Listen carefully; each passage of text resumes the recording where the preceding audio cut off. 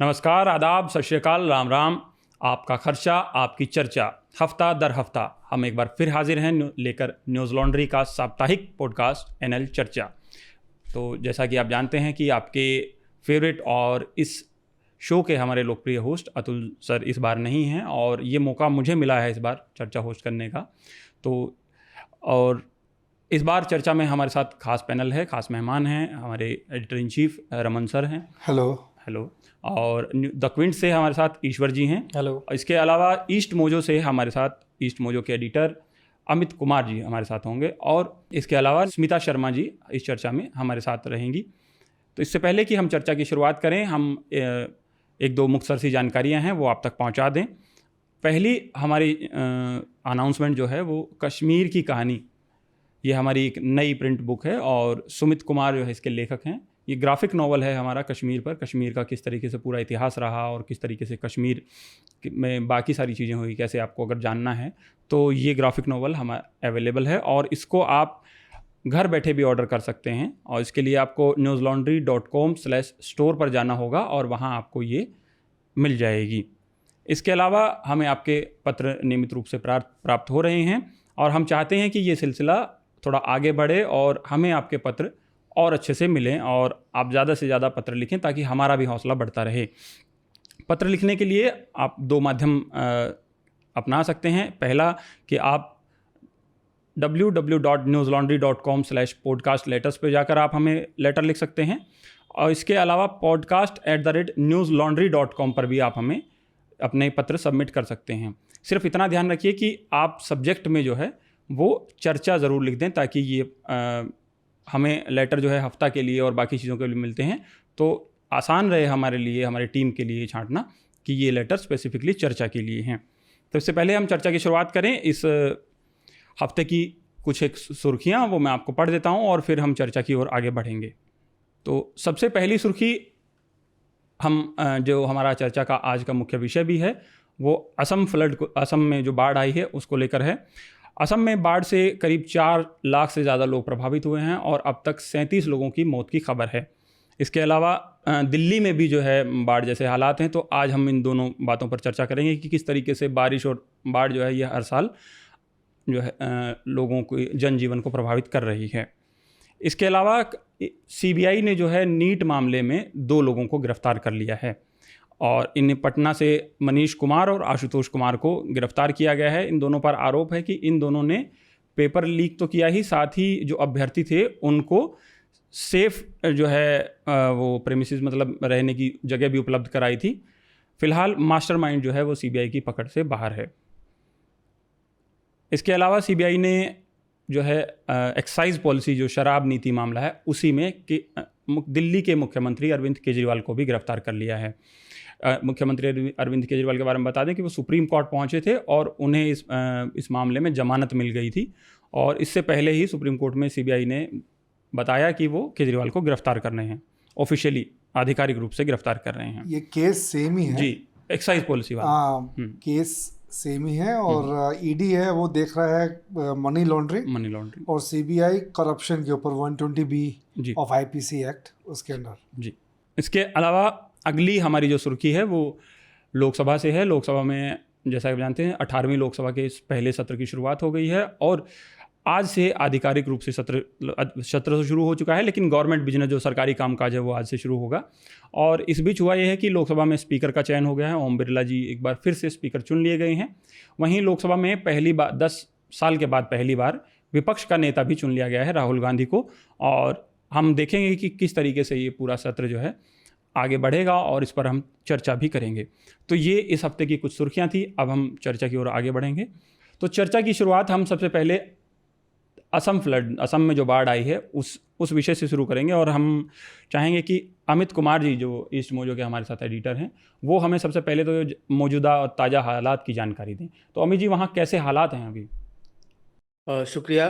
सबसे पहले मैं बस एक चीज़ कहना चाहूँगा, मैं एडिटर नहीं हूँ, मैं एग्जीक्यूटिव एडिटर हूँ। एडिटर इन चीफ कर्मा पाल जो है शुरुआत में ही नौकरी खतरे में नहीं होनी चाहिए, इसलिए मैंने बता दिया। ठीक है। अभी जो हमारे पास अपडेट है एक्चुअली वो 25 जून के हिसाब से बाढ़ की स्थिति थोड़ी सी सुधरी है जी। 10 जिलों में। अभी जो कहा जा रहा है एएसडी में, Assam state disaster management authority के हिसाब हवाले से 1,70,000 लोग अभी इफेक्टेड है ऑफिशियली 10 डिस्ट्रिक्ट में।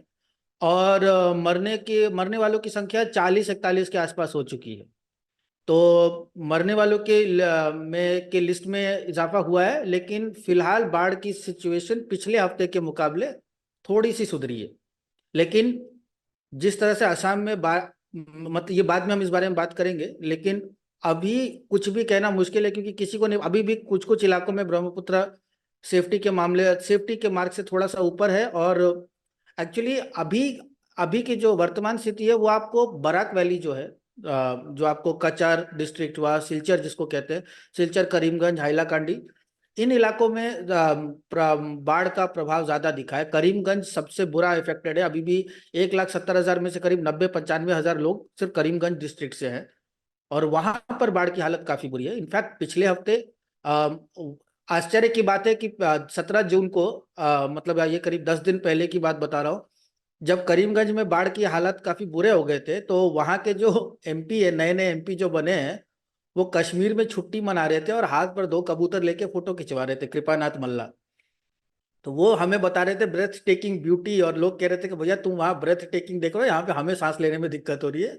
नए नए एमपी बने हो, और पुराने एमपी, ऐसा नहीं है कि पहली बार बने, मतलब उनको पता है कि कुछ नहीं होने वाला शायद। तो ये एक सिचुएशन है। और एक और बात काफी इंटरेस्टिंग हमारे गृह मंत्री जी ने कहा है, इस बारे में हम बाद में बात करेंगे। बट फिलहाल 1 लाख जितने प्रभावित लोगों की संख्या में कमी आई है, मरने वालों की संख्या में इजाफा हुआ है, और अभी हम नजर रखे हुए हैं। लेकिन अभी पिछले 2-3 दिनों में हालात सुधरे हैं, क्योंकि 24 जून के बाद, 25 जून के बाद, माफ करिएगा, एएसडी में, ये स्टेट डिजास्टर मैनेजमेंट अथॉरिटी के बाद से कोई फ्रेश प्रेस रिलीज भी नहीं आई है। तो फिलहाल लग रहा है कि इस हालात सुधर रहे, लग रहा है। जी जी। तो ईश्वर जी, असम में तो बाढ़ है, लेकिन दिल्ली में भी ऐसा नहीं है कि दिल्ली में भी एक ही बारिश में जो बिल्कुल बाढ़ जैसे ही हालात हो गए हैं। और हमने देखा कि पिछले कुछ सालों में जो है दिल्ली में, पिछले साल भी बाढ़ ही आ गई थी पिछले साल। तो बाढ़, ये ठीक है कि एक प्राकृतिक आपदा है, लेकिन इतने सालों बाद भी आपको क्या लगता है कि क्या वजह है कि हम इससे कुछ निपटने का इंतजाम नहीं कर पाए, जबकि हर साल इस तरीके से दस्तक देती है हमारे दरवाजे पे? देखिए, मैं जहाँ से आता हूँ मुंबई से, वहाँ बारिश में बाढ़ होना कोई बहुत बड़ी बात नहीं होती है। लेकिन बॉम्बे की बात अलग है, क्योंकि बॉम्बे की बारिश, रेनफॉल की इंटेंसिटी बहुत ज़्यादा होती है। लेकिन दिल्ली में जब से, अब लगभग मुझे 8 साल हो गए दिल्ली शिफ्ट हुए हुए, तो मेरे लिए बहुत ही आश्चर्य की बात होती है कि दिल्ली जो देश की राजधानी है, यहाँ उतनी बारिश नहीं होती। मतलब 1/10 भी मुंबई के कंपैरिजन में बारिश नहीं होती है। लेकिन साल दर साल हम देखते हैं कैसे फ्लडिंग होती है, कैसे रेन वाटर अक्यूमुलेट होता रहता है, अंडरपास जैम होते रहते हैं। आज सवेरे की घटना है, बहुत दुखद घटना है, और ये जो एक लिस्ट बन रही है मोदी सरकार के वापस आने के बाद एक एक घटनाओं की, उसमें ये एक और घटना ऐड हो जाती है दिल्ली एयरपोर्ट पर जो हुई है। दिल्ली एयरपोर्ट पर एक व्यक्ति की मौत हुई है, 6 लोग ज़ख्मी हुए हैं रूफ कोलैप्स से। ये इंटरेस्टिंग बात यह है कि मार्च में प्रधानमंत्री मोदी जी ने इस एयरपोर्ट का इनॉग्रेशन किया था। उन्होंने टर्मिनल 1 का जो हिस्सा है उसका इनॉग्रेशन किया था। कहा था कि कैसे एयरपोर्ट्स मोदी गवर्नमेंट के अंदर, एनडीए गवर्नमेंट के अंदर पिछले 10 वर्षों में बने हैं, अलग अलग शहरों में बने हैं। लेकिन ऐसी घटनाएं एक स्पॉटलाइट वापस उस बात पर लेकर जाती हैं कि क्या प्रोजेक्ट आफ्टर प्रोजेक्ट उन चीज़ों का ध्यान रखा जा रहा है जो एक्चुअली जिन चीज़ों का ध्यान रखना चाहिए। आप प्रोजेक्ट्स क्लियर किए जा रहे हैं, आप कॉन्ट्रैक्ट्स दिए जा रहे हैं, लेकिन अब उस एक इंसान की मौत के लिए अकाउंटेबल कौन होगा? और ऐसा नहीं है कि ये किसी पुराने एयरपोर्ट पे हुआ है या ऐसा कोई एयरपोर्ट हो जो इल मेंटेन्ड हो। ये दिल्ली के टर्मिनल 1 पे हुआ है। उस वक्त प्रधानमंत्री मोदी जी ने ये भी कहा था अपनी स्पीच में कि मैं बहुत दूसरी मिट्टी का बना हुआ आदमी हूँ, मैं बस बहुत फॉरवर्ड लुकिंग हूँ। पर जब अकाउंटेबिलिटी की बात आती है, और यही चीज़ अब एक विपक्ष जो रेजरेक्ट हुआ है इस चुनाव के बाद, यही चीज़ सवेरे से विपक्ष भी पूछा जा रहा है कांग्रेस पार्टी की तरफ से। इनफैक्ट सवाल भी आया है कि जो चीफ इनॉग्रेशन मिनिस्टर हैं वो उन्होंने ताना मारा है प्रधानमंत्री जी को कि क्या वो कुछ इस मामले में करेंगे। लेकिन दिल्ली की अगर स्पेसिफिकली बात करें तो ये जो नोक झोंक चलती रहती है between the central government and Delhi government, ये एक बहुत बड़ा कारण है इसके लिए, क्योंकि एडमिनिस्ट्रेशन में बाधाएं, फाइल्स क्लियर ना होना, चीफ मिनिस्टर फ़िलहाल जेल में हैं, काफ़ी चीज़ें होती रहती हैं। तो one of the major reasons is कि ये जो नोक झोंक सेंट्रल गवर्नमेंट और आप गवर्नमेंट के बीच में चल रही है पिछले 10 वर्षों से, ये एक कारण है। एडमिनिस्ट्रेटिव एपिथी एक कारण है। Projects after projects being cleared, ये भी एक कारण है। तो अकाउंटेबिलिटी कहाँ सेट होगी, ये बहुत बड़ा सवाल बनता है। जी जी। इसमें लेकिन सिविल एविएशन जो मिनिस्टर है उसने क्लैरिफाई किया है कि ये जो रूफ कोलैप्स हुई है जी, ये 2009 में बनी थी। ये जो हिस्सा ये collapse हुआ है जो टर्मिनल प्राइम 1 मिनिस्टर ने का, किया था इनॉग्रेट, वो अलग हिस्सा है। वो अलग हिस्सा है। जी, ये जी। उन्होंने अभी कोई 1-2 घंटे पहले जी जी। इसको क्लैरिफाई किया है। इनफैक्ट मैं भी बॉम्बे में काम किया हूँ, इंडियन एक्सप्रेस के साथ था मैं था 2005 में। मीठी नदी है ना वहाँ, हाँ मीठी नदी, जब वहाँ बारिश होती है तो वहाँ की बारिश ही बहुत डिफरेंट है। आप इंजॉय भी करते हो, लेकिन वो जो 2005 का फ्लड तो बहुत ज़बरदस्त फ्लड था। आई वॉज इन ऑफिस, दो दिन तक मैं ऑफिस में स्टक कर गया था, वहीं पे रहा था। और लेकिन दिल्ली में दिल्ली की जो बारिश है, कल 2 बजे रात से सुबह 6 बजे तक जब हम सब लोग सो रहे थे तो 4 घंटे में 150 ml to 200 ml इतनी बारिश हुई है। बहुत इस बारिश में ने पूरा का पूरा दिल्ली को मतलब कि ट्रैवलिंग का भी, जैसे मैं नोएडा से आता हूँ, 40 किलोमीटर दूर मेरा घर है, तो आते हुए भी अगर मैं गूगल मैप देखता हूँ तो 1 घंटा 30 मिनट मेरे को कार में लगेगा, और जैसे जैसे मैं आगे आते जा रहा हूँ वो टाइम बढ़ता जा रहा है। तो ऑब्वियसली सारी रोड्स चौक्ड हो गई हैं और रास्ते में काफ़ी पानी इकट्ठा हो गया है। पर ये 4 घंटे की बारिश ने जो तबाही मचा दी, तो ये क्लियरली बताता है कि एनडीएमसी एरिया में एनडीएमसी के लोग, म्यूनिसिपल एरिया में म्यूनिसिपल के लोग, और पीडब्ल्यूडी जो सीवेज और ड्रेनेज को करते हैं, तो कुछ काम यहाँ पे नहीं हुआ है। मुझे आसाम पे क्वेश्चन पूछना है। इनफैक्ट बहुत ही अनफॉर्चुनेट है कि जब भी हर साल जब आसाम में ये बाढ़ आती है तो हम लोग बुलाते हैं और हम स्टोरीज भी करवाते हैं इसके ऊपर। लेकिन मुझे ध्यान है कि लास्ट ईयर और उससे पहले भी शायद ईस्ट मोर्जो से ही कोई आए थे, मुझे याद नहीं था कौन है, लेकिन उन्होंने बहुत आया था। आप ही आए थे? हाँ, बहुत अच्छे ढंग से समझाया था कि जो लो लाइंग एरियाज है तो गवर्नमेंट उसकी प्रेपरेशन कैसे करती है, बंड्स बनाती है कि कोई 12-13 बंड्स, और उसके ऊपर उन्होंने बताया भी था कि कितना पैसा जी मतलब कितने करोड़ खर्चा करते हैं। तो उसके बारे में थोड़ा, जो ये तैयारी है उसके बावजूद वहाँ पे बाढ़ आती है। हाँ, तो इसके बारे में एक चीज, आपका 2 मिनट का समय लूंगा मैं, क्योंकि थोड़ा समझाना जरूरी है। देखिए, असम में जब बाढ़ की बात आती है तो मैं उसको 2 तरीके से देखता हूँ। एक गुवाहाटी के समस्या को देखता हूँ और एक बाकी जगह की समस्या को देखता हूँ। गुवाहाटी में मैं नहीं मानता कि बाढ़ आती है। गुवाहाटी हर शहर की तरह प्रॉब्लम वही है कि पानी निकलता नहीं है। देखिए, बारिश हर जगह होती है। दिल्ली में भी बाढ़, मैं दिल्ली में बाढ़ नहीं कहूंगा, क्योंकि दिल्ली में क्या हो रहा है कि आपकी जो बारिश, आपकी जो जमीन है वो पानी अब्जॉर्ब करने के लायक बची नहीं है। जो नाले हैं आपके, वो सिर्फ गुटखा के पैकेट फेंकने के लिए और पानी के बोतल फेंकने के लिए है। तो जब आप नदियों को साफ नहीं करेंगे, जब आप नालों को साफ नहीं करेंगे, तो यही होता है। असम में एक पूरा, मतलब ये आपको बिहार में भी दिखेगा, जो मतलब एम्बैंकमेंट इकोनॉमी कह लीजिए एक, ये 1850 के बाद अंग्रेजों ने शुरू किया था। कोसी नदी पर, अगर जो भी बिहार के ज्योग्राफी से वाकिफ हैं उनको पता हो कि कोसी नदी पे एम्बैंकमेंट बनाने का काम शुरू हुआ, और उसी समय से बिहार की बर्बादी भी शुरू हो गई। यहाँ पर भी असम में एम्बैंकमेंट, एक पीएचडी स्कॉलर हैं जो मिर्जा, तो मिर्जा हमेशा लिखते हैं कि एक एम्बैंकमेंट इकोनॉमी बनी हुई है कि आप पूरे राज्य में आपने, जिसको अपर असम से लोअर असम मान लीजिए, अगर आप मैप देखते हैं तो गुवाहाटी यहाँ है मान लीजिए, तो इधर वाले इलाकों को हम लोअर असम कहते हैं, ऊपर वाले इलाकों को अपर असम कहते हैं, और ये जैसे जैसे ब्रह्मपुत्र अंगड़ाई लेती है वैसे वैसे आप अपर असम लोअर असम बनाते हैं।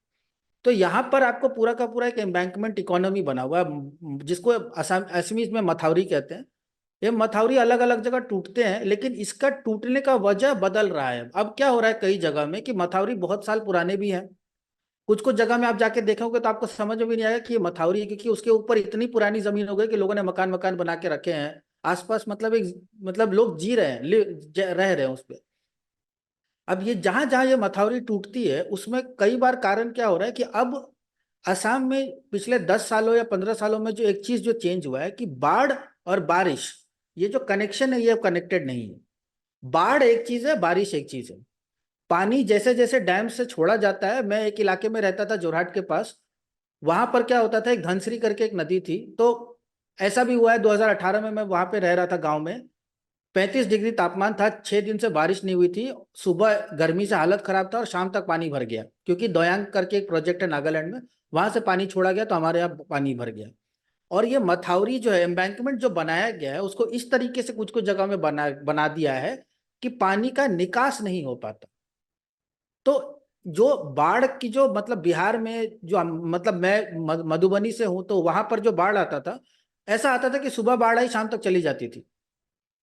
ये ऐतिहासिक तौर पर बाढ़ ऐसा था, असम में भी वैसे ही होता था, कई बार आपको सिर्फ एक दिन के लिए बाढ़ है। अभी क्या है, कई इलाकों में पानी जो आता है वो निकल नहीं पाता है, उसके कारण खेत खलिहान सड़ जाते हैं, पानी काफी सड़ता है और उससे बीमारियां बहुत फैलती हैं, खेती का बहुत भयंकर नुकसान होता है। और एक और चीज जो हम देख रहे हैं असम में कि पिछले कुछ सालों में उन इलाकों में बाढ़ के न्यूज ज्यादा आ रही है जहां पे हिस्टोरिकली उतना नहीं आता था। देखिए सिलचर के इलाके में 2022 में जब बाढ़ आया था, तो वो 15 साल बाद इतना बड़ा बाढ़ आया था। तो 15 साल से सिलचर में उस तरह का बाढ़ नहीं आया था, पानी तो भरता ही है लेकिन वो इनएफिशिएंसी या ब्लैक ऑफ मेंटेनेंस कह लीजिए, फ्लड नहीं होता था। इस बार फिर से आपको कचा बराक वैली में ही सिलचर के पास वाले ये डिस्ट्रिक्ट में करीमगंज में बाढ़ आया है। कुशियारा रिवर है वहां पर, उसको डीसिल्ट नहीं किया गया सालों से, तो उसमें नद पानी भर गया है काफी। और अब दिख रहा है कि ऐतिहासिक तौर पर आपको जो लखीमपुर, धेमाजी, ये सब डिस्ट्रिक्ट थे जहाँ पे बहुत ज्यादा बाढ़ आते थे, जो आप मतलब मेनलैंड जो असम के व्यूज देखती है, जो असम का फ्लड का आपको दिखता था, हिस्टोरिकली आपको लखीमपुर, धेमाजी, बरपेटा ये सब इलाकों में होता था। इन इलाकों में फिलहाल कम है, हो सकता है अगले महीने हालत और बुरी हो जाए। लेकिन इस बार हम ये भी देख रहे हैं कि उन इलाकों में बाढ़ की बात हो रही है जहां पे हिस्टोरिकली उतना बुरा हालत नहीं होता हिस्टोरिकली।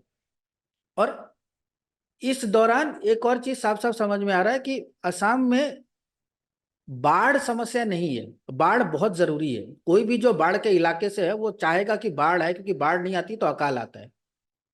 लेकिन अब 100 साल से जो ये एम्बैंकमेंट बनाते बनाते क्या हुआ है कि मिट्टी जो है, अब जो बाढ़ का पानी होता है वो मिट्टी उतना रिच जो मतलब रिच सॉइल जो आता था बाढ़ के साथ, वो अब नहीं आता है, सिर्फ पानी आता है।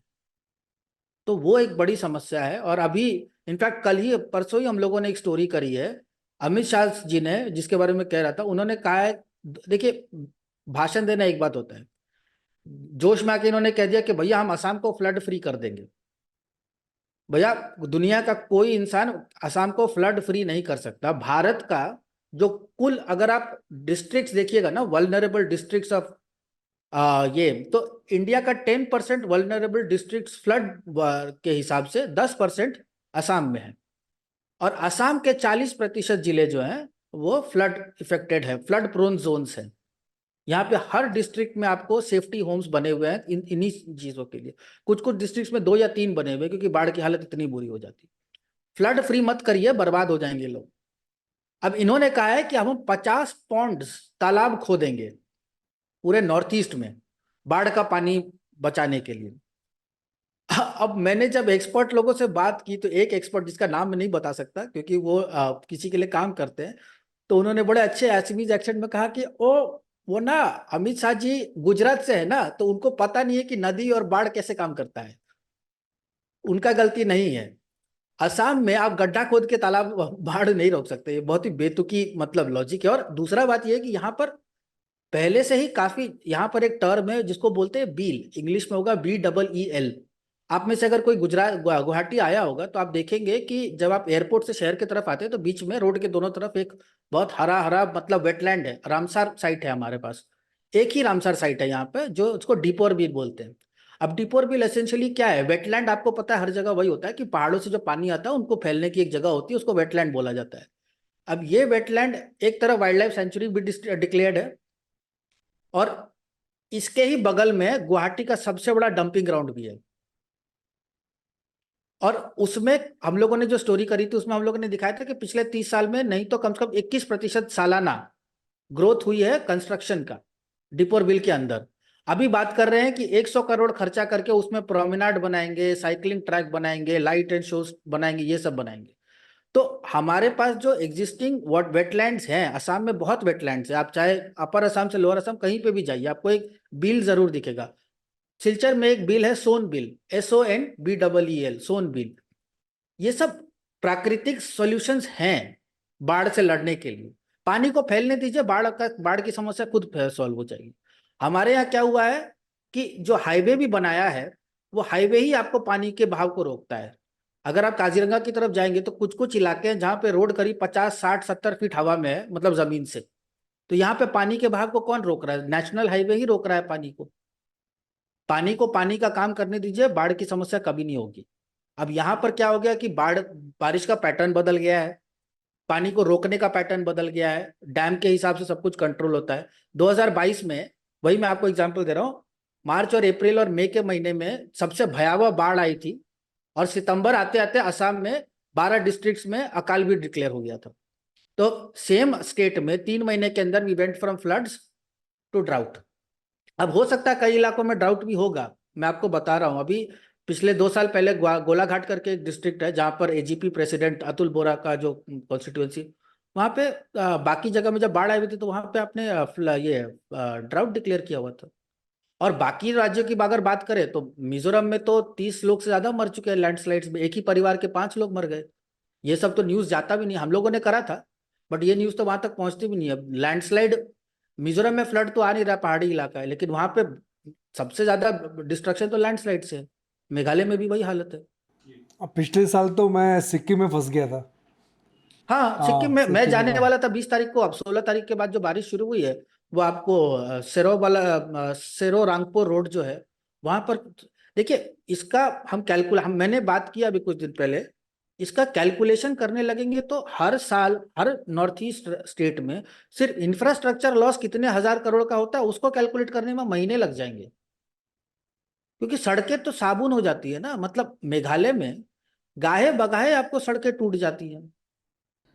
ठीक है, ठीक है जी। अमित जी, आपने बहुत अच्छे से समझाया, और काफ़ी देर से चर्चा में स्मिता जी भी हैं, बहुत शांत हैं। तो स्मिता जी, हम आपके पास आना चाहेंगे।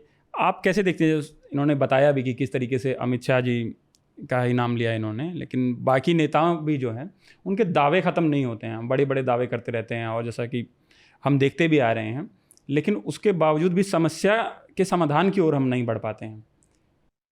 देखिए, इसमें बहुत सारी वजह हैं और काफी सारी वजहों पर हम इतनी बारी बात कर चुके हैं। पहले तो असम का देखिए, अमित ने इतने अच्छे से समझाया। करीमगंज क्षेत्र जो है वो आपका बांग्लादेश बॉर्डर से भी लगा हुआ वाला एरिया है, और लोगों को ये कभी नहीं भूलना चाहिए कि जब हम इस तरह की आपदाओं की बात करते हैं, डिजास्टर्स की बात करते हैं, बाय द वे, क्योंकि इसमें 2-3 एलिमेंट्स हैं। एक तो क्लाइमेट क्राइसिस है जो असम जैसे राज्यों में देखने को मिल रहा है, और ये भारत में रिपोर्ट्स लगातार आ रही हैं कि जो एक्सट्रीम कंडीशंस हुआ करती थी वेदर की, वो पहले 100 साल में एक दफा होता था, आजकल 5 साल में 5 साल या उससे कम वक्त में होने लगा है। तो उनकी अकरेंस बढ़ गई हैं। पहली लहर की बाढ़ में आप अगर इतनी दुर्दशा देख रहे हैं असम की, तो अभी तो और लहरें आनी बाकी हैं। वहां पर देखिए और आगे क्या कुछ जो है इन लोगों को सहना पड़ सकता है। और जब जब क्लाइमेट क्राइसिस होता है तो उसके साथ माइग्रेशन होती है, फोर्स डिस्प्लेसमेंट होता है, लोगों की जिंदगियां जाने जाती हैं, और लाइवलीहुड्स पर जितना असर पड़ता है। अमित ने इंफ्रास्ट्रक्चर की बात की, उसके साथ साथ आप सोचिए जो लोग फिशिंग पर निर्भर हैं कि थोड़ी बहुत जो है फिशिंग करके हम पैसे कमा ले, या जो थोड़ी बहुत खेती बाड़ी कर रहे हैं। करीमगंज के ऊपरी क्षेत्रों में अगर आप देखें तो इस वक्त जो आने वाले कुछ महीनों में वहां पर चावल की खेती होगी, तो इन सब पर भी जितना असर पड़ जाता है, आप आगे चलकर जो है अपने बच्चों को आप कैसे खाना खिलाएंगे जब आप खाना उगा नहीं पा रहे हैं। आपकी कोई उपजाऊ जो जमीन है उस पर सीधे सीधे असर पड़ रहा है बार बार इस तरह की सिचुएशंस का। दूसरी बात है, देखिए दिल्ली की बात कर रहे हैं, रमन जी ने सही क्लैरिफिकेशन दिया और ये हम लोगों ने एक्चुअली चेक भी किया जीएमआर से भी और दूसरे सूत्रों से भी। ये पोर्शन 2008-9 वाला है जो दिल्ली एयरपोर्ट का कोलैप्स हुआ है। लेकिन इसमें सवाल ये उठना चाहिए कि ठीक है, अभी नए सिविल एविएशन मिनिस्टर आए हैं, तुरंत एयरपोर्ट पहुंचे हैं, उन्होंने बयान दिए हैं, टीडीपी के नेता हैं, युवा नेता हैं। 2008-9 की बात करके आप आखिर कहना क्या चाह रहे हैं? सरकारें बदल जाएंगी तो क्या जो वारंटी होनी चाहिए हमारी अर्बन इंफ्रास्ट्रक्चर पर, क्या वो एक्सपायर हो जाती है? ये अपने आप में कितनी शर्मसार करने वाली बात है कि जो भारत दुनिया भर में हम अपने इंजीनियर्स को एक्सपोर्ट करते हैं, हम ऐसे इंफ्रास्ट्रक्चर की निर्माण कर रहे हैं कि 2009 में बना हुआ टर्मिनल 2024 तक जो है वो खिसक जाए बारिश आकर। दूसरी बात है कि उस वक्त के जो एविएशन मिनिस्टर थे प्रफुल्ल पटेल, वो आज की तारीख में एनडीए का हिस्सा है और प्रफुल्ल पटेल ने ही जो है डायल के लिए रोपिन किया था जीएमआर को।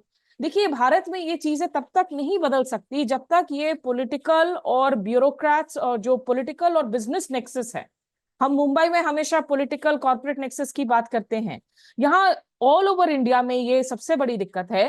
भाई आप जो सबसे बड़े जो मेन पीपल हैं रिस्पॉन्सिबल, आप उनको पुल अप कीजिए, उनको आप पनिशमेंट दीजिए। अगर लोगों की जान जा रही है, लगातार लोगों को चोटें आ रही हैं, परिवारों को इतनी ज्यादा मुश्किलों का सामना करना पड़ रहा है, टैक्स दे रहे हैं, हम ऑनेस्ट सिटीजन्स हैं, फिर भी कोई भरोसा नहीं होता कि कब हमारे ऊपर कभी कोई बिलबोर्ड गिर जाए, हमारी जान चली जाए, कभी किसी ब्रिज में खड़े होकर ब्रिज कोलैप्स हो जाए। बिहार से तो हर दूसरे दिन ऐसे ब्रिजेस कोलैप्स होती हैं, लगता है कि वो आपने मिट्टी के जो है ना घरौंदे बनाए हुए हैं दिवाली पे, कि वो आप बिल्डिंग्स तो बना ही नहीं रहे हैं।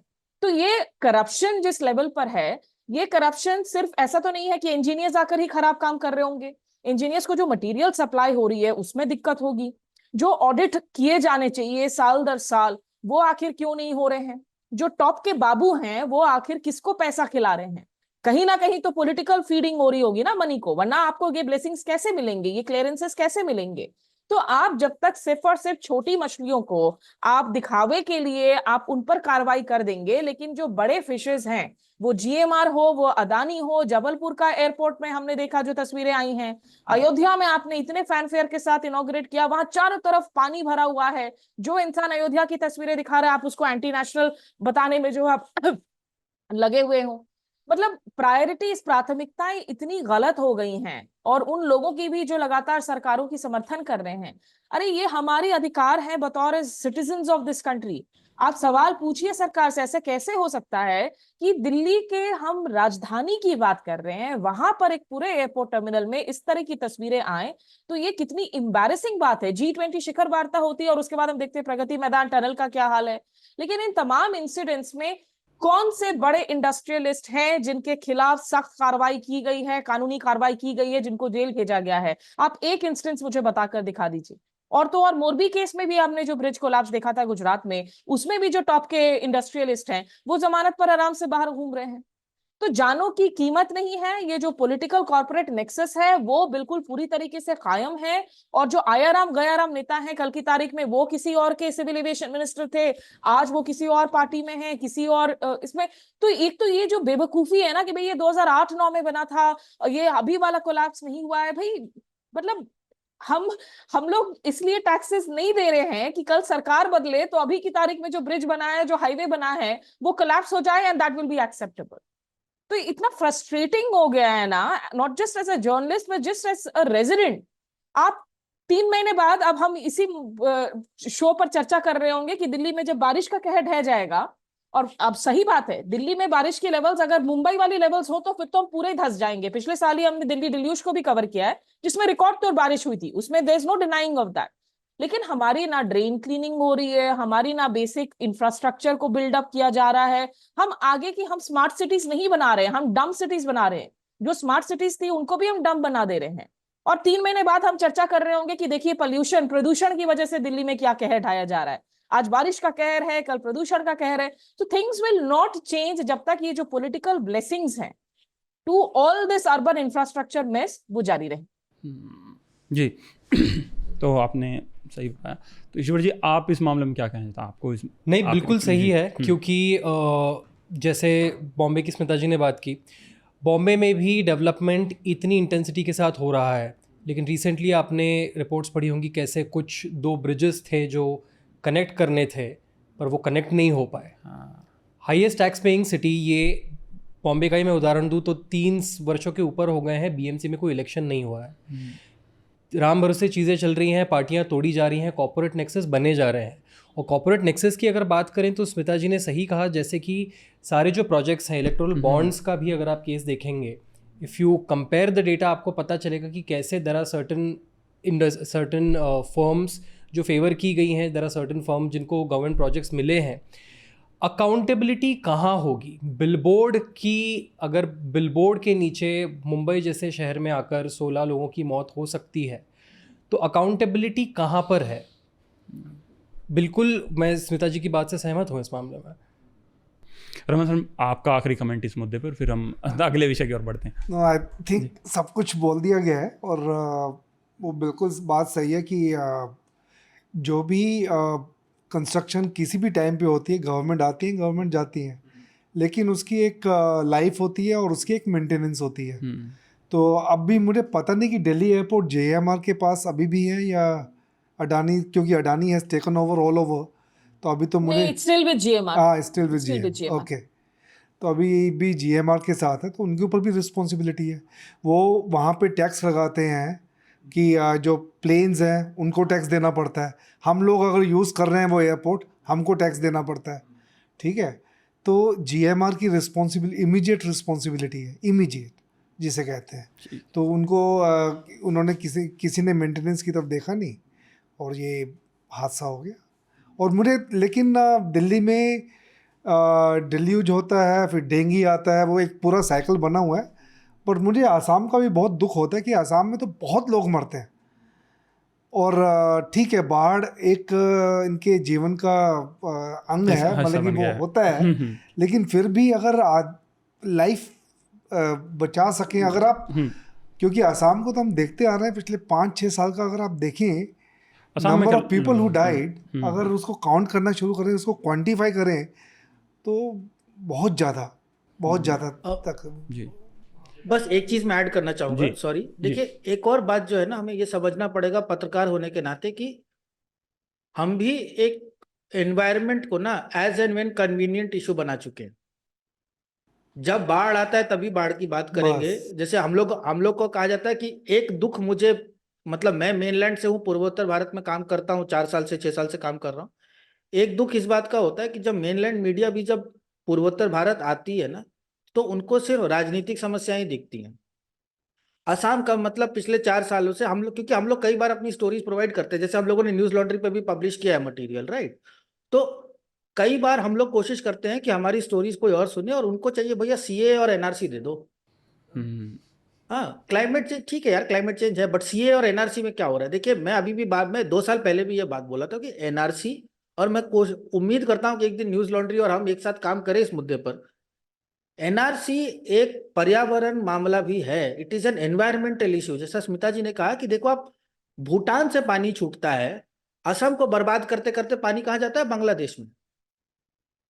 अब भूटान में पानी छूटा, वहां पे लैंडस्लाइड हुआ, असम में लोग प्रभावित हुए, सारा कचरा कहाँ गया? बांग्लादेश में।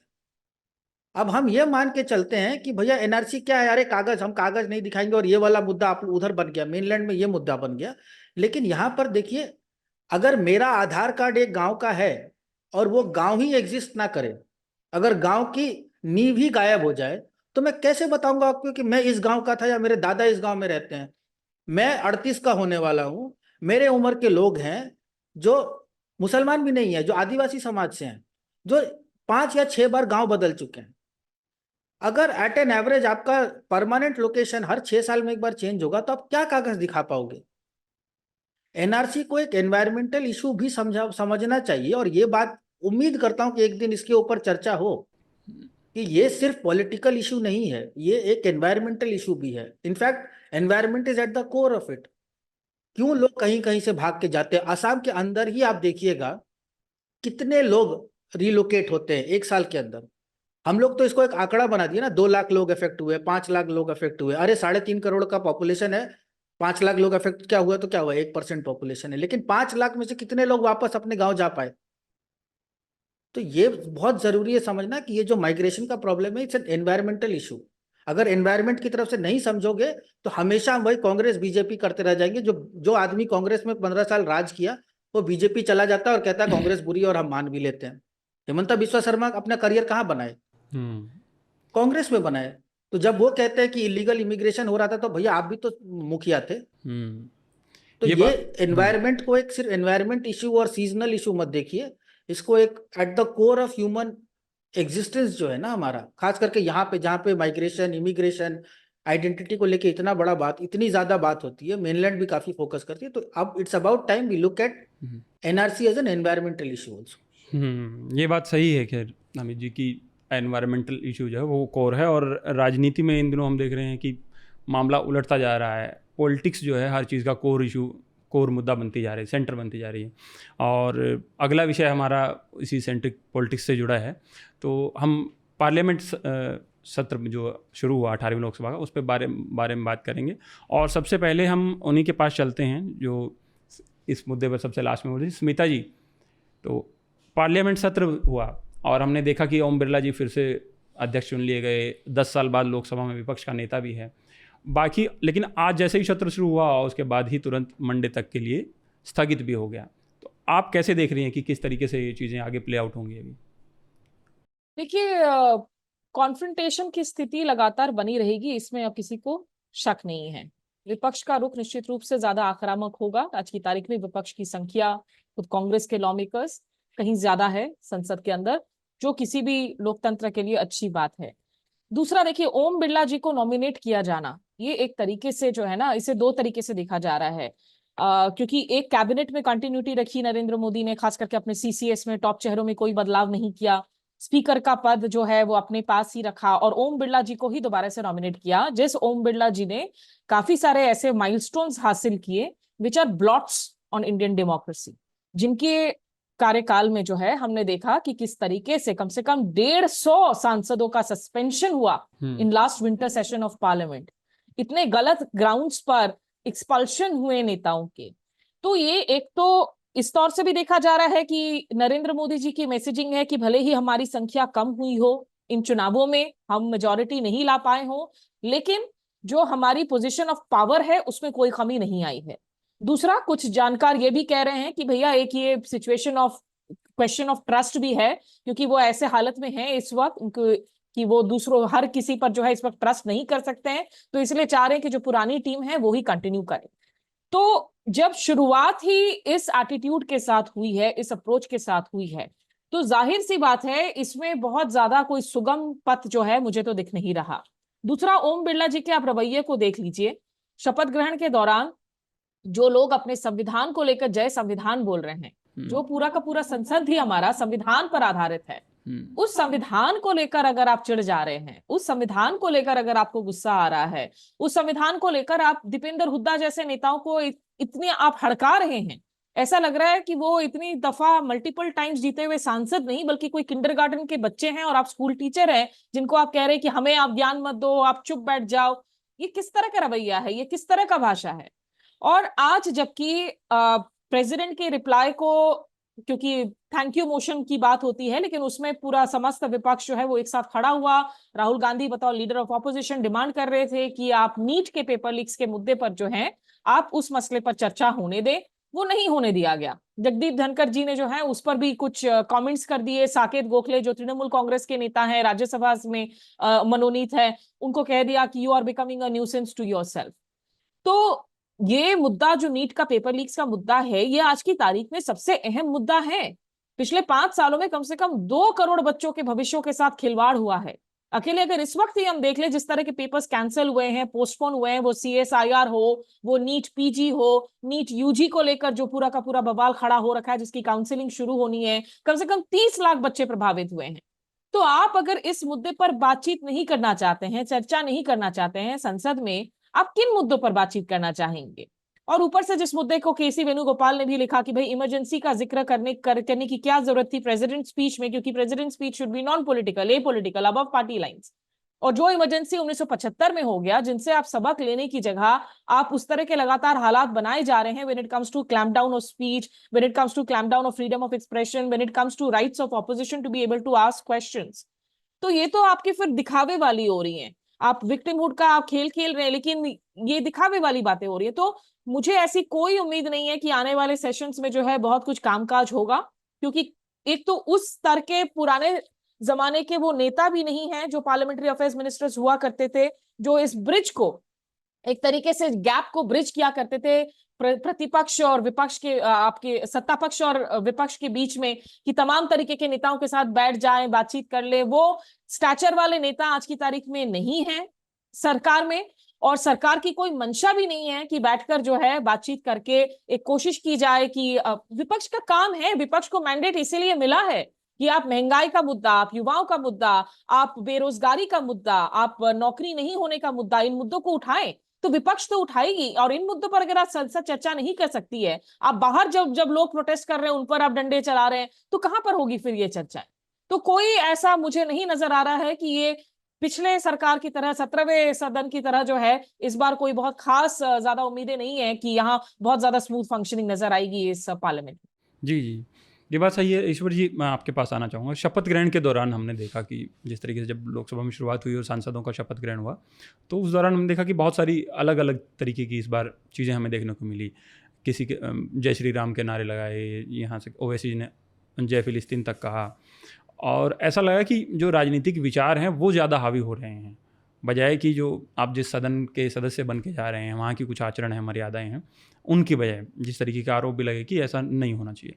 तो आप कैसे देखते हैं कि ये आचरण जो है, ये लोकतंत्र में अच्छी तस्वीर है इस तरीके की ये अलग अलग चीज़ें, या जो राजनीतिक जो जहाँ से हमने शुरुआत की थी इस मुद्दे की, कि राजनीति जो है इतनी हावी हो गई है कि अब वो सब चीज़ों को ओवरलैप कर रही है?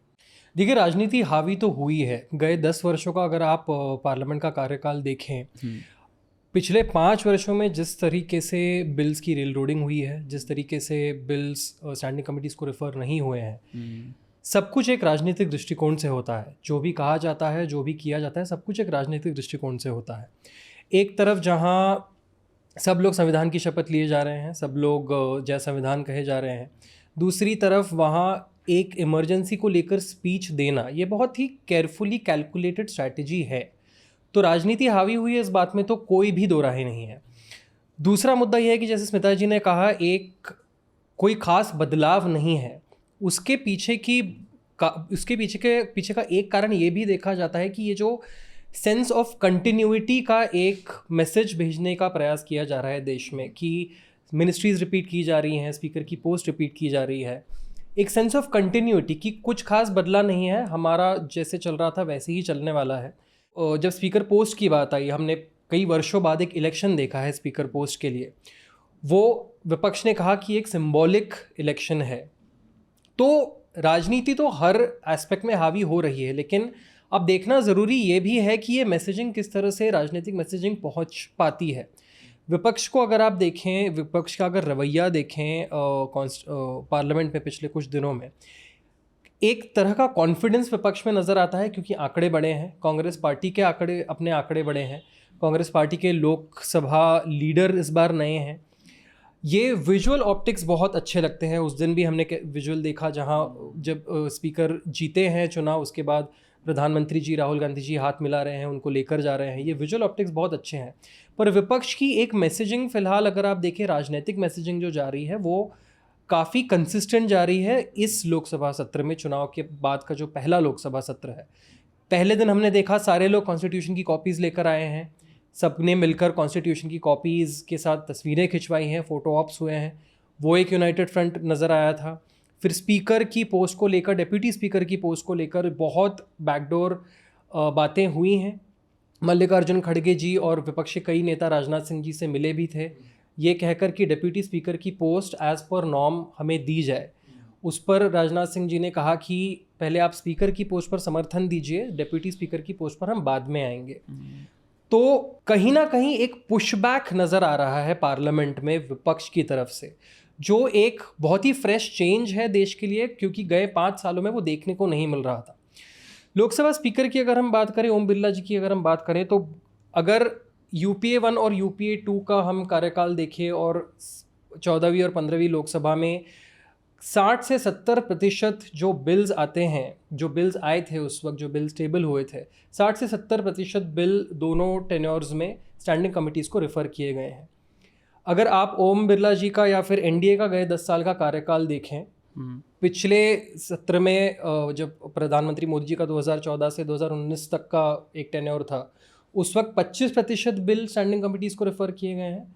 ओम बिरला जी के टेन्योर में केवल 16% बिल स्टैंडिंग कमिटीज़ को रेफ़र किए गए हैं। तो विपक्ष का ये जो पुशबैक आ रहा है, ये इस बात से भी आ रहा है कि आप कितना भी वीकेंड विपक्ष हो, जैसा कि हमने पिछले 5 सालों में देखा, उसको एक जो पार्लियामेंट्री रिस्पेक्ट देना चाहिए। एक स्टैंडिंग कमिटीज़ उसी के लिए होती हैं। पर हमने देखा है किस तरह से बिल्स पास हुए हैं, ऑपोजिशन वॉकआउट हुए हैं, उसको भी गवर्नमेंट ने कोई ख़ास नहीं उनको मतलब एक आम भाषा में जो कहते हैं भाव दिया है। जैसे अब वॉकआउट्स होने के बाद प्रधानमंत्री जी ने काफ़ी बार उनको मॉक भी किया है। तो विपक्ष की जो कॉन्फिडेंस वापस आया है, ये एक पॉलिटिकल मैसेजिंग के साथ ही वापस आया है कि अब हमारे पास आंकड़े हैं, अब आप रेल रोडिंग नहीं कर सकते हैं। पार्लियामेंट की अगर हम बात करें तो स्पीकर की पोस्ट के पहले बहुत एक लोगों में उम्मीद जगी थी कि अब भारतीय जनता पार्टी एक सोल मेजॉरिटी पार्टी नहीं है, इनको टीडीपी जेडीयू जैसे पक्ष का सपोर्ट लगता है। टीडीपी और जेडीयू से बहुत उम्मीदें लोगों को थी, लेकिन वो खास कुछ हो नहीं पाया है उस फ्रंट पे अभी तक, क्योंकि मिनिस्ट्रीज़ का डिस्ट्रीब्यूशन भी अगर आप देखें तो 2-2 मिनिस्ट्रीज़ दोनों पार्टियों को मिली है। डेप्यूटी स्पीकर की पोस्ट अगर जहाँ तक सूत्र बता रहे हैं कि एनडीए की इच्छा है कि उन्हीं के पास रहे। अब ये देखना रह जाता है कि क्या जेडीयू या टीडीपी में से कोई एक डेप्यूटी स्पीकर की पोस्ट के लिए पुश कर पाते हैं या नहीं कर पाते हैं, क्योंकि जेडीयू और टीडीपी की बात करें तो उनके पॉलिटिकल एजेंडाज, उनके अगेन वहाँ पे एक राजनीति प्ले आउट करती है, क्योंकि उनके रीजनल इंटरेस्ट जो उनको अभी पहले कंसोलिडेट करने हैं, उनकी फोकस उस बात पर पहले रहेगी, ना कि 6-8 महीनों तक ये एक हनीमून पीरियड चलता रहेगा। अब उसके बाद क्या होता है ये तो राजनीति बता सकती है। जी, तो रमन सर, मैं आपके पास आना चाहूँगा कि ये जो ईश्वर जी बता रहे हैं, और जैसा कि हमने शुरुआत में देखा भी था कि जब रिज़ल्ट आए लोकसभा चुनाव का, तो लोगों को लगा कि बहुत ही एक तरीके से जो पुशबैक है मेजॉरिटी गवर्नमेंट को, वो अच्छे से मिला है।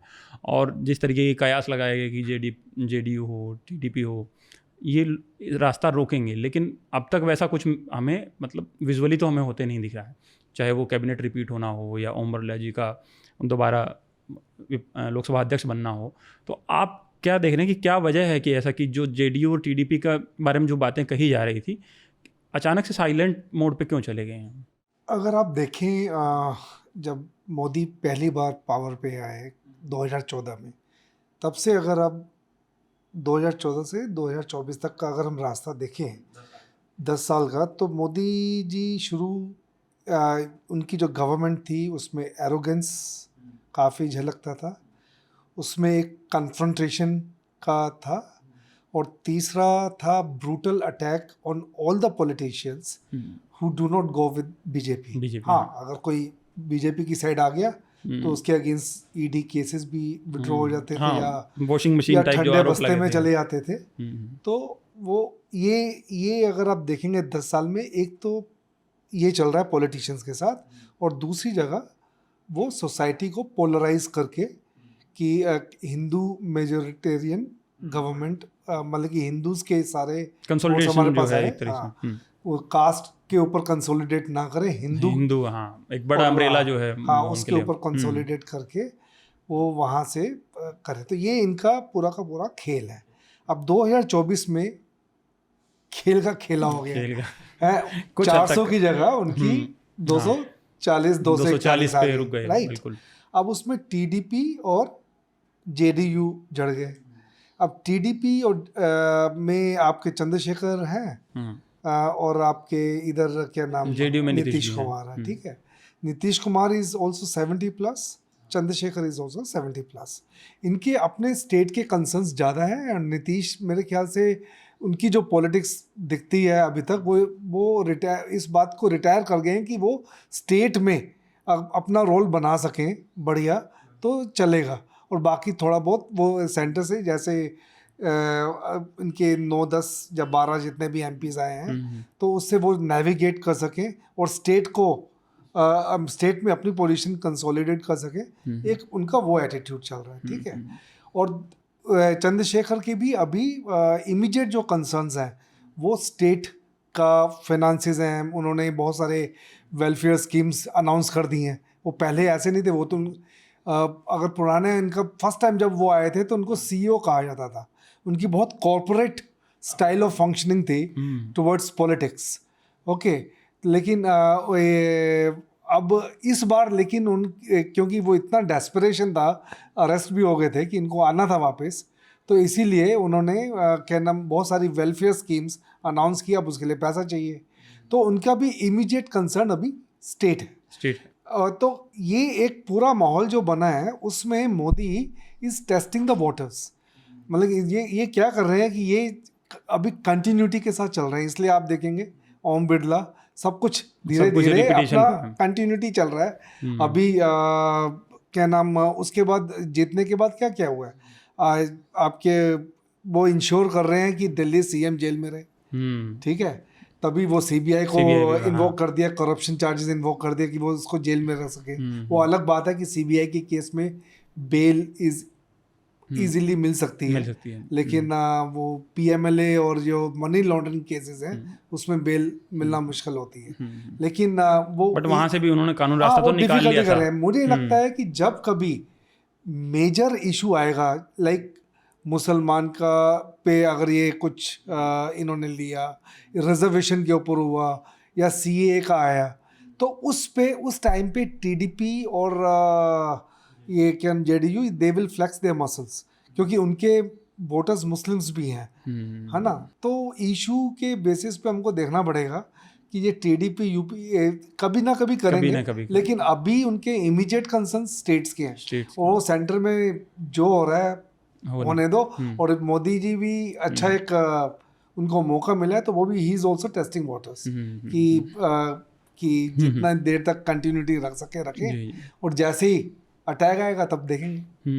नीतीश कुमार जी के मामले में मेरे ख्याल से एक मुद्दा, Raman sir can correct me if I am wrong, एक मुद्दा ये भी आता है कि उनका एक लाइन ऑफ सक्सेशन क्लियर नहीं है। चंद्रबाबू नायडू की पार्टी के साथ कम से कम वो एक लाइन ऑफ सक्सेशन क्लियर है कि who is going to inherit the party. JDU के साथ वो अभी तक क्लियर नहीं है। भारतीय जनता पार्टी के गेन्स बिहार में बहुत ज़्यादा हो गए हैं। जेडीयू उनके साथ गठबंधन में सरकार में है, पहले भी उनके गठबंधन की उनके समर्थन की आवश्यकता थी। अब नीतीश कुमार पिछली बार भी कह चुके हैं कि ये मेरा आखिरी चुनाव है, पर टेक ओवर कौन करेगा इसमें भी अभी तक क्लैरिटी नहीं है। तो रीजनल गेन्स, पहले रीजनल इंटरेस्ट उनको सॉर्ट आउट करना बहुत इंपॉर्टेंट है। खैर ये बात तो है, और पॉलिटिशियन जो कहते हैं कि आखिरी चुनाव हो, उसमें तो बहुत सारे, अमरिंदर सिंह जी ने भी कहा था एक बार आखिरी चुनाव है, वो एक अलग बात है। अमित जी, इस विषय पर हम अब तक नहीं आए, आप काफ़ी देर से जो है, तो आपसे जैसा रमन सर ने भी बताया कि बहुत सारी चीज़ें हो रही हैं, रिपुटेशन में हैं, लेकिन जो कोर मुद्दे थे बीजेपी के, जिसमें एनआरसी है, सीए है, वन नेशन वन इलेक्शन था, हमने देखा कि कल राष्ट्रपति के अभिभाषण में भी उन चीज़ों का जिक्र नहीं था। बाकी सब चीज़ों में था, लेकिन जो राष्ट्रपति जी ने स्पीच दी उसमें वो बिल्कुल गायब थे। उन्होंने और बहुत सारी चीज़ें गिनाई, अग्निवीर का नाम नहीं आया, लेकिन इनडायरेक्ट तरीके से मेंशन हुआ। तो आप कैसे देख रहे हैं इस पूरे मामले को? देखिए, नॉर्थ ईस्ट में होने के कारण एक चीज़ तो होता है कि ये सब जो दिल्ली में होता है वो हम हमेशा एक दूर से ही देखते हैं इनको, और दुख की बात यही है कि यहाँ पे काम करके फिर से यही दिख रहा है कि अभी जितने दिन हुए हैं, वो एक बार जब बिमोल एकोइजाम ने स्वेरिंग इन सेरेमनी में जो मणिपुर सुना, उसके बाद मणिपुर फिर से गायब हो गया। अभी मुझे इस बात का बहुत दुख हुआ कि हमारे राष्ट्रपति जी ने जब बात की और मतलब पूर्वोत्तर को एक तरह से रेफरेंस किया, लेकिन वो म शब्द कहने में जिस तरह का मतलब हिचकिचाहट हो रही है लोगों को ना, मतलब मणिपुर कहना ही नहीं चाहता कोई। मतलब वही बता रहा हूँ ना, किस मुंह से क्या कहूँ। मिजोरम में लोग मर गए, 40 लोग यहाँ पे मर चुके हैं, मणिपुर की कोई सुध लेना नहीं चाहता, क्योंकि वही बात है कि भैया मतलब 4 दिन के मेहमान थे, थोड़ा बहुत इंटरेस्ट दिखाया। अब राइट विंग मीडिया इसको एक नया प्लॉट दे रहा है कि भैया ये तो क्रिश्चियन स्टेट बनाने की बात कर रहे हैं, यहाँ पर ये सब हो रहा है, और उनके जो सो कॉल्ड इंटेलेक्चुअल्स है उसी में खुश है कि भैया देखो हमने तो क्रिश्चियन स्टेट को मतलब रोक दिया है, क्योंकि मेते तो क्रिश्चियन नहीं है, उससे कोई फर्क नहीं पड़ता। अभी हम लोग एक चीज जिस पर काम कर रहे हैं, 12 महीने से देखिए पूर्वोत्तर में, मतलब वही मणिपुर की बात कर रहा हूं मैं, पार्लियामेंट में भी मैं उम्मीद करता हूं कि विपक्ष के नेता ये पूछे कि भैया 12 महीने से 13 महीने 12 महीने क्या 14वां महीना हो गया, 15वां महीना शुरू होने वाला है, आपने आर्मी को करने के लिए क्या कहा है? देखिए ये बात कोई उठा ही नहीं रहा कि इंडियन आर्मी का रोल क्या है। 2-3 मई को मणिपुर जलना शुरू हुआ, 3 मई को हम लोग एकमात्र मीडिया होते जो चूड़ाचांदपुर में खड़े थे, उसके कारण लोग हमको कह रहे हैं कि भैया तुमको मालूम था वायलेंस होने वाला है इसलिए तुम चूड़ाचांदपुर में थे। अब क्या ही कहें, लेकिन ठीक है चलो, कोई तो माने कम से कम हम कंस्पिरेसी कर रहे हैं। 4 तारीख के सवेरे और 5 तारीख के सवेरे आर्मी आ चुकी थी, जो एडिशनल ट्रूप्स थे वो 5 मई को आ गए थे। 36 घंटे के अंदर 40,000 50,000 एडिशनल ट्रूप्स आ गए थे। 14 महीने हो गए हैं, आज तक आर्मी वालों से आप बात करिए, आप लोग तो मेरे से वरिष्ठ हैं, आप लोग मतलब आर्मी वालों को जानते भी होंगे। हम लोगों ने जिन लोगों से बात की है वो यही कह रहे हैं कि हमें पता ही नहीं हमें करना क्या है, कोई काम ही नहीं करने देता।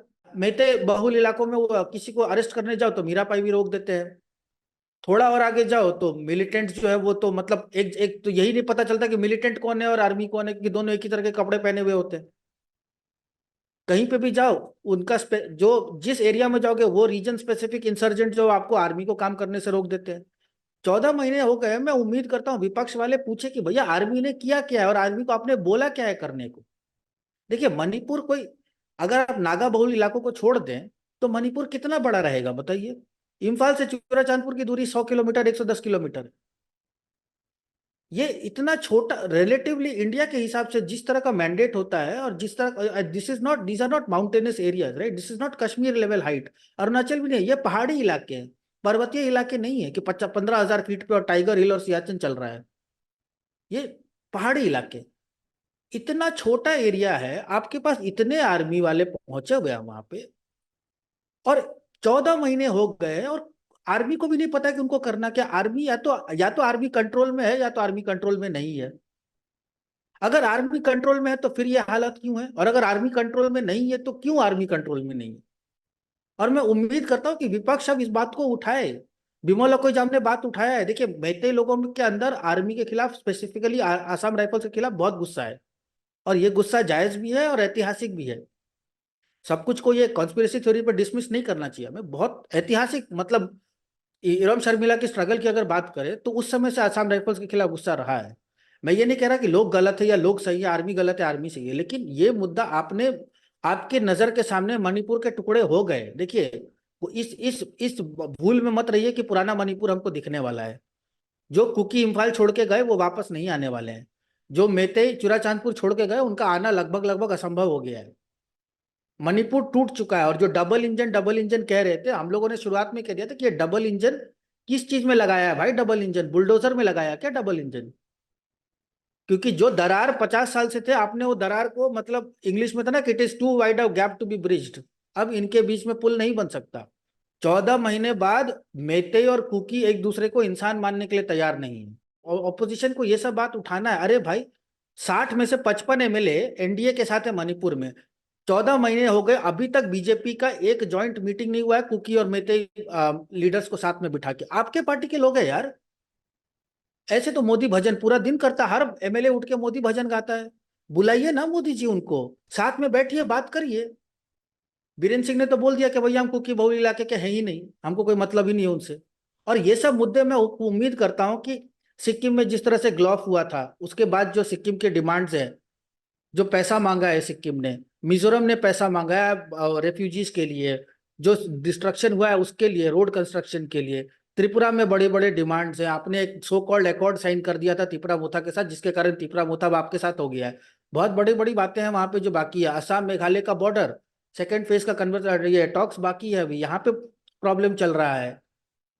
अरुणाचल में एक और मणिपुर जैसी समस्या बन रही है चकमा हजाओं को लेके। किरेन रिजिजू कहते हैं कि हम उनको असम में शिफ्ट कर देंगे, असम के मुख्यमंत्री कहते हैं ऐसा तो होने ही वाला नहीं है।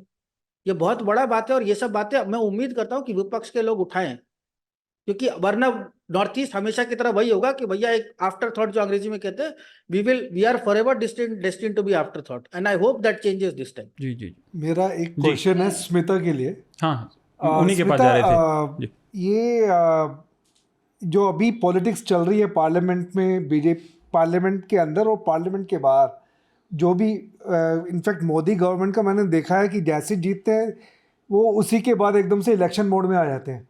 तो अभी 3 स्टेट्स में इलेक्शन होने जा रहा है, महाराष्ट्र, हरियाणा, झारखंड। हाँ झारखंड, तो आपको कुछ इंडिकेशंस दिख रहे हैं अभी मोदी का, whatever politics they have played so far? नहीं, मतलब पार्लियामेंट के स्तर पर तो नहीं। और झारखंड में इनफैक्ट आपने झारखंड का जिक्र किया, आज ही वहां हाई कोर्ट ने जमानत दी है हेमंत सोरेन को, वो एक सिग्निफिकेंट डेवलपमेंट है, देखना होगा वो कैसे प्ले आउट होता है। लेकिन इस वक्त जो है मुझे लग रहा है कि देखिए जो ज्यादा जरूरी मैसेजिंग है इस वक्त नरेंद्र मोदी की तरफ से, वो एक राष्ट्रीय स्तर पर और एक अंतर्राष्ट्रीय स्तर पर है। जिस तरीके से वो G7 शिखर वार्ता में शामिल होने के लिए पहुंचे, ये दिखाने की जरूरत है कि I am not weak, I have not been weakened. इस वक्त वो उस पर फोकस कर रहे हैं, इसीलिए कोई भी जो पुरानी इस वक्त सरकार की अप्रोच है, हरकतें हैं, उसमें कोई बदलाव नजर नहीं आ रहा है। आज भी मैं अभी इमेजेस देख रही हूँ कि जब राज्यसभा में नेता प्रतिपक्ष मल्लिकार्जुन खड़गे पेपर लीक के मसले पर बात कर रहे थे तो माइक बंद हो जाता है। और ये बहुत दुख वाली बात है। अभी ब्रूट का एक वीडियो है जो पिछले दिनों से वायरल हो रखा है, जिसमें अटल बिहारी वाजपेयी के भाषण के क्लिप्स हैं, जब वो खड़े होकर मंच पर कहते हैं, सदन में कहते हैं कि किस तरीके से जब वो कैबिनेट में आए थे, साउथ ब्लॉक में घुसे थे और नेहरू जी की एक तस्वीर पोर्ट्रेट जो है वो हटा दी गई थी, तो उन्होंने सवाल खड़े किया कि क्यों हटा दी गई, तो दूसरे दिन उसे रीइंस्टेट कर दिया गया। और वो किस तरह, वो याद करते हैं कि किस तरीके से पीवी नरसिम्हा राव ने जब यूएन में कश्मीर के मसले पर उस वक्त जो ऑपोजिशन के लीडर थे वाजपेयी, उनको कहता कि आप जो है डेलीगेशन लीड करें। तो वो जो एक पहले एक मोरालिटी की बात होती थी, एक सदन के गरिमा की बात होती थी, भाषा की बात होती थी, आप सुषमा स्वराज और डॉक्टर मनमोहन सिंह के बीच में अगर आप स्पीचेस को उठाकर देखें, पार्लियामेंट में जो एक्सचेंजेस होते थे जिसमें शायरी होती थी, वो सारी चीजें आज की तारीख में इतनी मिसिंग हो गई हैं संसद से। नई संसद तो आ गई है लेकिन पुराने संसद की गरिमा खो गई है। और अमित जिस बात का जिक्र कर रहे हैं, देखिए मुझे इसमें शक नहीं है कि मणिपुर के मसले को उठाया जाएगा विपक्ष की तरफ से। आखिर पिछले सदन में भी विपक्षी जो है वो नो कॉन्फिडेंस मोशन लेकर आई थी इस मसले पर, जिसके बाद हमने देखा था कि नरेंद्र मोदी फोर्स्ड हुए थे कि कम से कम कुछ बयान जो है दे दे। अपनी 2 घंटे के भाषण में उन्होंने 2 मिनट का जिक्र किया था मणिपुर पर, बाकी तो फिर वो नेहरू जी को ही गलियाते रहे थे और उसे पॉलिटिकल स्टेटमेंट बना दिया था।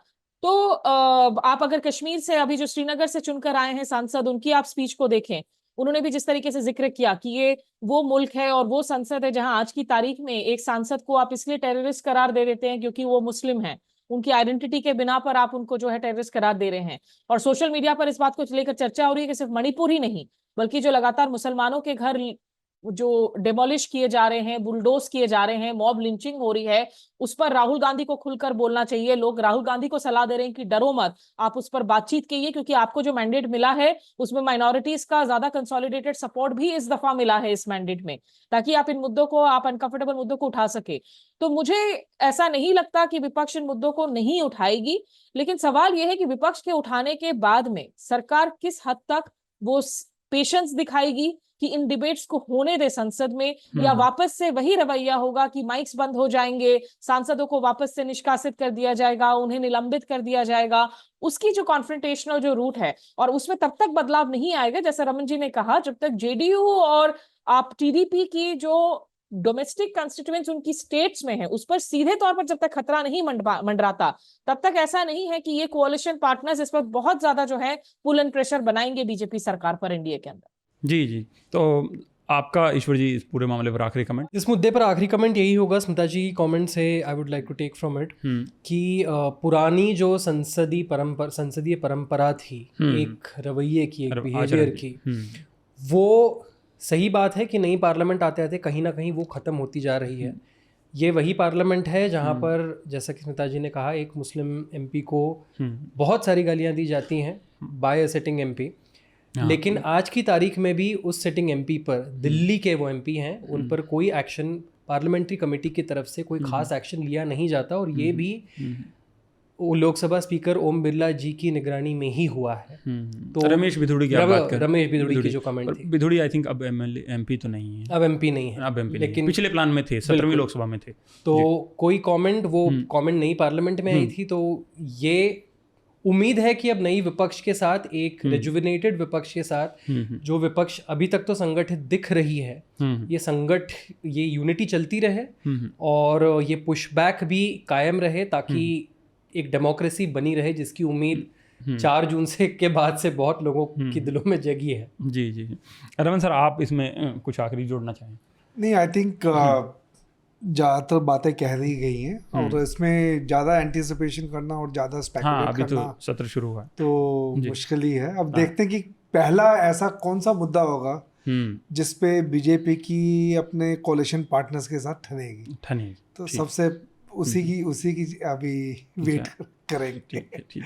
तो चर्चा में आज हम अभी चर्चा अब समाप्त करते हैं और रिकमेंडेशन की प्रक्रिया की ओर बढ़ते हैं। तो अमित सर, मैं सबसे पहले आपके पास आना चाहूँगा। तो आप क्या रिकमेंड करेंगे हमारे दर्शकों के लिए, पाठकों के लिए, श्रोताओं के लिए? देखिए, टीवी देखने की तो हिम्मत नहीं, तो कोई शो में रेकमेंड कर नहीं सकता, आंखें ऐसे ही सूज जाती है 10 घंटे ऑनलाइन रह के। किताब रेकमेंड करना चाहूँगा ये एक किताब है जिसका नाम है living with oil and coal, resource politics and militarisation in North East India. ये डॉली किकॉन है, नागालैंड की बॉस, शायद आज के डेट में सबसे सर्वश्रेष्ठ एंथ्रोपोलॉजिस्ट डॉली किकॉन, उनकी किताब है। और आप में से कई लोगों को मालूम होगा कि असम में तेल है, लेकिन जो कहा जाता है कि असम, नागालैंड, मणिपुर, ये सब जो बॉर्डर्स एरियाज हैं, यहाँ पर भी काफ़ी तेल है, और बात हर 6 महीने ये बात आते रहती है। तो ये किताब आर्टिकल 371 के अंतर्गत होते हुए और ये the fact that Nagas decide what goes on their land, for example, like any other tribal land, इन सब चीज़ को लेके काफ़ी बहुत ही मतलब दिलचस्प किताब है। और ये इसको पढ़ना मैं समझता हूँ कि अगर आपको नॉर्थ ईस्ट की सतह से ऊपर जाना है तो ऐसी किताबें बहुत ज़रूरी हैं। तो वापस living with oil and coal, और अगर आप कहेंगे तो मैं इसका अमेजोन लिंक आपको व्हाट्सएप पर भेज दूंगा, आप चाहे तो डाल सकते हैं अपने शो नोट्स में। डॉली किकॉन की किताब है और ये योडा प्रेस ने पब्लिश की है, तो आसानी से मिल जानी चाहिए। क्योंकि इमरजेंसी को लेकर इतनी जो बातें हो रही हैं, बार बार आपने देखा बीजेपी के नेता खड़े होकर इमरजेंसी के खिलाफ प्रोपोजिशन पास कर रहे हैं। संकर्षण ठाकुर वरिष्ठ पत्रकार हैं, द टेलीग्राफ के संपादक रहे हैं। उनकी एक पुरानी लिखी हुई लेख है 2018 या 19 की है, और जिसमें वो इमरजेंसी के विक्टिमहुड को लेकर सवाल बात कर रहे हैं, और कि कैसे जो इमरजेंसी से जो सीख लोगों ने नहीं देखे, जिनकी बात बीजेपी नहीं करता है क्योंकि वो संघ के लिए कन्वीनियंट नहीं है, उस पर उन्होंने बहुत एक जो स्केदिंग पीस है वो लिखा है। तो मैं चाहूंगी कि लोग उसे जरूर पढ़े, अंग्रेजी में है, और साथ ही साथ कुछ पुराने संसद के भाषणों को उठाकर देखे। जो नई जनरेशन है, जो नई पीढ़ी है, मुझे लगता है कि जो हमारी पब्लिक मेमोरी से चली गई है बात ना, कि आप 15-20 साल पहले हम संसद में किस तरह का स्वरूप देखते थे, उसकी उम्मीद भी लोग करना भूल गए हैं। शायद लोग उसे देखेंगे, कुछ बेंचमार्क्स हमारे बेहतर होंगे, तो हम ज्यादा कोशिश करेंगे कि हमारे जो नेता हमें प्रतिनिधित्व कर रहे हैं संसद में, वो कुछ हायर स्टैंडर्ड्स मेंटेन करें। तो वो लोगों को भी जो है खुद को, मुझे लगता है कि एजुकेट करना आज की तारीख में ज्यादा जरूरी हो गया है। ठीक है। ईश्वर जी, आप? मेरे लिए तो काम करने के बाद घर आके टीवी ही सबसे बड़ी एक आउट होता है, क्योंकि दिन भर हम रियलिटी के साथ इतना डील करते हैं। हाँ। तो मैं चाहता हूँ कि मैं घर आके थोड़ा सा अवे फ्रॉम रियलिटी हो reality से जाऊँ, कुछ फिक्शन देखूं, fiction पे कोई जाऊं। फैंटेसी लैंड रियलिटी ही इतनी डार्क हो गई है कि अब टीवी सही। पर हाल ही में मैंने एक शो देखा। मैं थोड़ा सा लेट हूँ ये शो देखने में, और काफ़ी वर्षों बाद मैंने कोई हिंदी शो देखा है जो है कि मामला लीगल है। हाँ, काफ़ी comedy खूबसूरत है। शो है, डार्क कॉमेडी। बिल्कुल काफ़ी खूबसूरत शो है, काफ़ी एक रियलिटी के बहुत ज़्यादा करीब है, टंग इन चीक ह्यूमर है, लेकिन छोटे से दिल्ली के पतपड़गंज कोर्ट में सेट है। कैसे एक साउथ दिल्ली की वहाँ पर लॉयर हैं, कैसे वहाँ पर सालों से जो लॉयर्स कोशिश कर रहे हैं वो है, और उसके बीच आम आदमी की क्या दशा होती है। ये शो एक्चुअली वॉचेबल इसीलिए भी है क्योंकि एपिसोड्स 20-20 मिनट के हैं, 8 ही एपिसोड्स हैं। रवि किशन जी ने बहुत अच्छा एक्टिंग किया है, अभिनय के लिए बहुत लेकिन राइटिंग और डायरेक्शन भी उतनी ही स्ट्रांग है, क्योंकि ये उस तरह की राइटिंग और डायरेक्शन है जो 90s के डीडी शो में आती थी, जो एक सिंपल टंग इन चीक ह्यूमर हुआ करता था, लेकिन जो पॉइंट वो हिट करता था वो बहुत जबरदस्त हिट करता था। मुसद्दिलाल जैसा शो बिल्कुल। थे। आप सर? मैं तो आजकल यूरो कप देख रहा हूँ मोस्टली। तो मैं तो 2-2:30 बजे तक रात को उठ के यूरो कप देखता रहता हूँ। तो because I am an avid fan for football. अभी एक शुरुआत की है मैंने, but I am referring this movie more for the fact कि उसमें कुछ कंट्रोवर्सी हुई थी। वो एक महाराज करके इसमें नेटफ्लिक्स में आई है। इस पे कंट्रोवर्सी ये है कि ये ट्रू स्टोरी पे बेस्ड है, और मेरे ख्याल से 1800 में या 1800 क्या सुप्रीम कोर्ट ऑफ बॉम्बे तो उसमें एक था कि वो शोषण करते थे जो, लेकिन ये सेक्ट ने इसको अपोज किया। वो चाहते थे कि ये रिलीज भी ना हो गुजरात में, लेकिन गुजरात हाई कोर्ट ने क्लियरेंस दी। तो एक उत्सुकता बढ़ी है उससे कि ये है क्या चीज़, देखा जाए। अब तो अभी release हो गई शुरुआत है। की है मैंने, थोड़ा सा टाइम नहीं मिला अच्छा। तो देख नहीं पाए, तो I think I will recommend that. तो खैर मेरा भी रिकमेंडेशन यही होने वाला था सर, क्योंकि मैं पूरी देख चुका हूँ। अच्छा। हाँ, और वैष्णव संप्रदाय की जो बात हो रही थी तो उनकी आपत्ति थी, और फिल्म के अंत में लिखा भी गया है कि संप्रदाय से आपत्ति नहीं थी, जो संप्रदाय के नाम पर जो ठेकेदारी करते हैं धर्म के नाम पर, उनसे रिलेटेड ये मामला है। इसके अलावा दूसरा एक रिकमेंडेशन है, एक एंगेज पे लेख है असम फ्लड को लेकर, जो आज हमारा चर्चा का विषय भी था, कि वो असम में किस तरीके से बाढ़ जो है 50 के दशक के बाद पहले 10-12 साल में एक बार आती थी, और फिर ये एकदम से सालाना जो अफेयर बन गई है पूरी तरह से। तो वो ये 2 रिकमेंडेशन। तो रिकमेंडेशन के बाद हम चर्चा के बिल्कुल आखिरी पड़ाव जो है, लेटर हमारे जो पाठकों के दर्शकों के आए हैं उनकी ओर बढ़ते हैं। और एक लेटर आया है इस हफ्ते हमारे पास शिखर रंजन का। वो लिखते हैं कि talk on NEET was good, कि नीट पर जो चर्चा थी काफ़ी अच्छी थी। NEET is not a neat solution for Indian cooperative federalism. It puts the fate of entire generation of medical aspirants in one national exam. Moreover, it's an exam that has come, gone, and reintroduced through Apex Code, devoid of any stakeholders consultation. In my view, older system of AIPMT and state level entrance exam was far superior. तो ये कहते हैं कि भाई जो NEET का जो पूरा मामला है वो उतना तो क्लीन नहीं है। तो शिखर रंजन ने पत्र लिखा, उसके लिए हमारा बहुत बहुत धन्यवाद। और मैं ये भी जानकारी दे दूं कि NL सेना हमारा प्रोजेक्ट जो है वो नीट एग्ज़ाम को लेकर है, और उसमें हम इसके अलग अलग तरीके की पड़ताल करेंगे। हमारे रिपोर्टर बसंत कुमार और सुमेधा मित्तल, इसमें आप चाहें तो आप हमें योगदान दे सकते हैं। जैसा कि आप जानते हैं कि हम किसी भी कॉरपोरेट या सरकारी से विज्ञापन नहीं लेते। तो आज के चर्चा में जो लोग जुड़े, ईश्वर जी, रमन सर, अमित जी, स्मिता जी, आप सबका बहुत बहुत धन्यवाद। Thank you sir. पत्रकारिता का नासूर बन चुके विज्ञापन के मॉडल को खारिज करके खबरों की इस दुनिया को बदलिए, ताकि पत्रकारिता आपके लिए जवाबदेह बने। newslaundry.com/subscription पर क्लिक कीजिए और अपने मन मुताबिक पेमेंट का विकल्प चुनिए, क्योंकि हमारे सब्सक्राइबर्स का नारा है, मेरे खर्च पर आजाद हैं खबरें।